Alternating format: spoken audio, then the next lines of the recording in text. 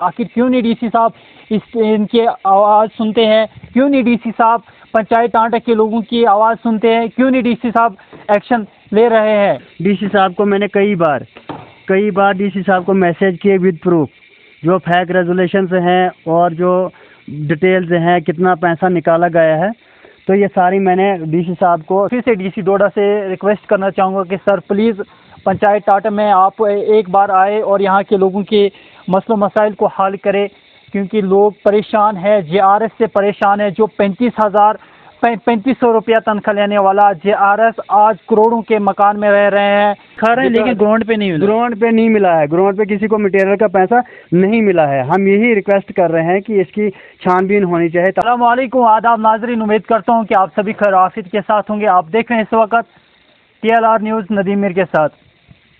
नाजरीन, मैं इस वक्त पंचायत टांटा में मौजूद हूँ। नाजरीन, तारिक हुसैन मीर साहब हमारे साथ बातचीत करने के लिए इस वक्त मौजूद है। इन्होंने हमें यहाँ पर बुलाया है और इसके साथ काफ़ी लोग यहाँ पर जमा हुए हैं।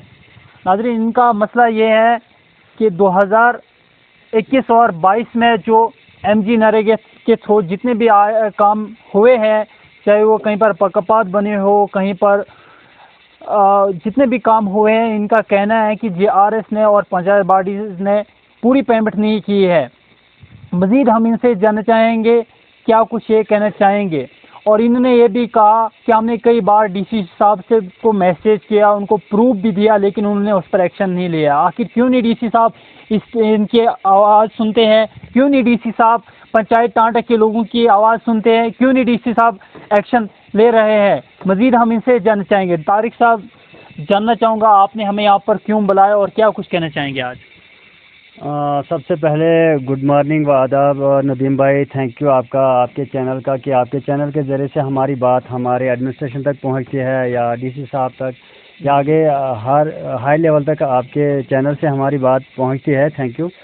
लेकिन इस अफसोस से कहना पड़ता है, हमारे टांटा पंचायत में यानी कि जब से MG नरेगा का यहाँ पर काम दिया जाता है, स्टार्टिंग से आज तक, यानी कि 2012 से लेकर 2012-14 से लेकर आज 2023 चल रहा है, तो अभी तक मटेरियल का पैसा जो आता है वो हमें पता नहीं चलता है। वो मटेरियल का पैसा आया कहाँ, किसके खाते में गया, वेंडर रखे हुए हैं या वो लोगों के खाते में, किसके खाते में जाते हैं, हमें कोई पता नहीं। और दूसरी बात यह है कि हमने कई प्रूफ डीसी साहब को मैंने सेंड कर दिए। मेरे पास में कैमरामैन को ये दिखाना चाहूँगा, डीसी साहब को मैंने एक बार नहीं 3-4 बार मैंने डीसी साहब को वो सेंड कर दिए।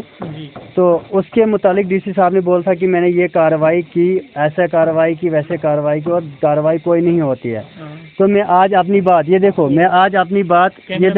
डीसी साहब को मैंने कई बार डीसी साहब को मैसेज किए विद प्रूफ, जो फेक रेजोल्यूशंस हैं और जो डिटेल्स हैं, कितना पैसा निकाला गया है, तो ये सारी मैंने डीसी साहब को सेंड कर दी थी।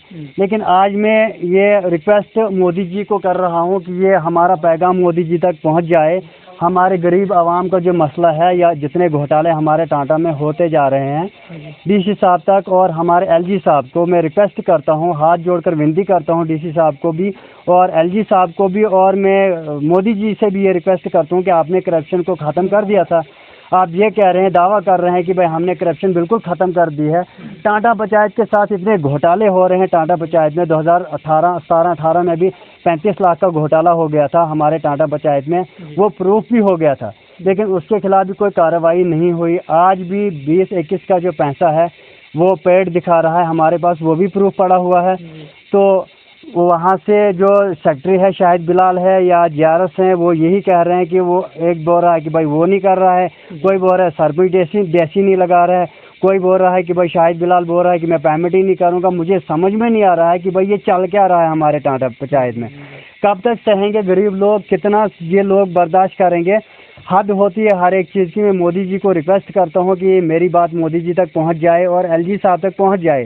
कि डीसी साहब को तो मैंने एक बार नहीं 10 बार 20 बार ये मैसेज किए, कॉल्स की, उसने वहाँ से बताया कि मैंने तहसीलदार साहब के पास आपको भेजा, मैं तहसीलदार साहब के पास जाके अपना स्टेटमेंट दे चुका हूँ, और अभी तक उससे कोई कार्रवाई नहीं हो रही है, सुनवाई नहीं हो रही हमारी बात की। अफसोस से कहना पड़ता है कि हमारी सुनवाई कब होगी। तारिक साहब, जानना चाहूँगा, कुछ लोगों आपसे पहले भी कुछ लोगों ने हमें फ़ोन कॉल्स किए थे और उन्होंने कहा कि आप हमें गूगल से डिटेल्स निकाल कर दे दो, हमारे काम फलाने फलाने जगह पर हुए हैं। तो हमने उनको डिटेल्स दी निकाल के गूगल से, तो उस पर हमने कहीं पर अगर एक ही जगह पर काम हुए हैं, अगर 10 कार्डों ने जॉब कार्ड होल्डर्स 10 कार्डों ने एक ही जगह पर काम किया, वहाँ पर कुछ कार्डों में 18,000 पेमेंट पड़े, कुछ में 12,000, कुछ में 2500, 600, उस पर क्या कुछ कहना चाहिए, वो क्या मसला है, क्या उसके बारे में आपने डीसी साहब से बात की, जीआरएस से, किसी पंचायत पीआरएस मेंबर से या सेक्रेटरी से बात की उसके बारे में या नहीं की? मैंने जीआरएस से भी बात की थी, उसने ये कहा कि भाई हमारा जो सेक्रेटरी है वो ही पेमेंट कर रहा है, वो बता रहे हैं कभी कुछ, यानी कि मसला ऐसा है कि अगर 10 जॉब कार्ड होल्डर ने काम किया हुआ है तो वहाँ किसी के खाते में 18,000 पड़ा हुआ है, किसी के 5,000, किसी के 3,000। हमें ये समझ नहीं आ रही कि चल क्या रहा है हमारे पंचायत में। शाहिद बिलाल को मैंने 2 बार कॉल की, मेरे पास कॉल डिटेल मौजूद है। मैंने उसको कॉल करके बताया कि अगर मटेरियल का पैसा गवर्नमेंट ने दिया हुआ है, आपके पास आ चुका है, आप पेमेंट क्यों नहीं कर रहे हैं। वो यही वहाँ से कह रहे हैं कि मुझे अपनी मर्जी है, मैं अपनी मर्जी से देख लूँगा, मर्जी आएगी करूँगा, नहीं आएगी आप क्या उखाड़ सकते हैं मेरा। मैंने खुद कॉल की थी शाहिद बिलाल को, और जीआरएस साहब से मेरे 1 बार नहीं 10 बार मेरे उनसे बात हुई कि अगर आप तक कुछ मसला, उसने बोला मुझ तक मसला नहीं है। तो मैं डीसी साहब से, एलजी साहब से और मोदी जी से रिक्वेस्ट करता हूँ कि यहाँ पर पूरी टीम भेज दे, टीम आ जाए यहाँ पर विद, यानी कि बायोडाटा लेकर लोगों को यहाँ पर जमा करेंगे, उनके जॉब कार्ड, उनके अकाउंट्स यहाँ पर चेक कर दिए जाएंगे कि किसके खाते में कितना पैसा हुआ है। और ये भी प्रूफ होना चाहिए कि अगर इन्होंने वेंडर रखे हुए हैं, वेंडर्स का हमें पता भी है कितने वेंडर्स हैं या रखे हुए हैं, वो यहाँ पर प्रूफ करके हमें दें ये वेंडर हैं, इनके खाते में हमने पैसे डाल दिए, इन्होंने हमें कहाँ मटेरियल ग्राउंड में दिया, कौन सा काम कहाँ पे हुआ है। मटेरियल का पेमेंट, मटेरियल का पैसा अभी तक नहीं पड़ा है, मिला है किसी को कि क्या? नहीं मिला है, किसी को नहीं मिला है मटेरियल का पैसा, लेकिन उधर ऑनलाइन पेड दिखा रहा है, ऑनलाइन दिखा रहे हैं लेकिन ग्राउंड पे नहीं मिला। ग्राउंड पे नहीं मिला है, ग्राउंड पे किसी को मटेरियल का पैसा नहीं मिला है। हम यही रिक्वेस्ट कर रहे हैं कि इसकी छानबीन होनी चाहिए, तहकीकात होनी चाहिए, यहाँ की यहाँ पूरी टीम आनी चाहिए, पूरी टीम। डीसी साहब यहाँ आ जाए, 2 दिन का कैंप लगाए, यहाँ पूरी आवाम को बुलाया जाएगा और यहाँ पर सारा प्रूफ हमें निकाल के दें। अगर नहीं तो 2 दिन हम टाइम देते हैं एडमिनिस्ट्रेशन को, चाहे तहसीलदार साहब है, डीसी साहब है, बीडीओ साहब है, और हम एलजी साहब से भी रिक्वेस्ट करते हैं। 2 दिन के बाद हम सारे कहरा जाएंगे और वहाँ हम सीधा बंद कर देंगे, सारे लोग कहरा पहुँच जाएंगे और फिर हालात बिगड़ जाएगी। बहुत बहुत शुक्रिया। नाजरीन, आपने तारिक मीर साहब की ज़बानी सुना, क्या कुछ उन्होंने कहा। हाँ जी, आवाज़ डीसी साहब सुनते हैं, क्यों पंचायत टांटे के लोगों से नाइंसाफ़ी हो रही है।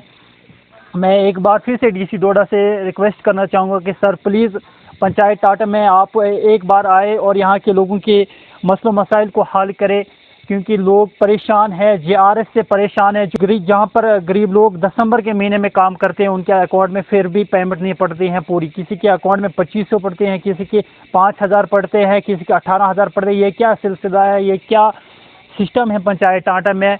नाजरीन, बने रहे इस मज़ीद अपडेट के लिए हमारे चैनल के साथ। दीजिए मुझे इजाज़त। टांटा से नदीम मीर को शुक्रिया, खुदा हाफिज़।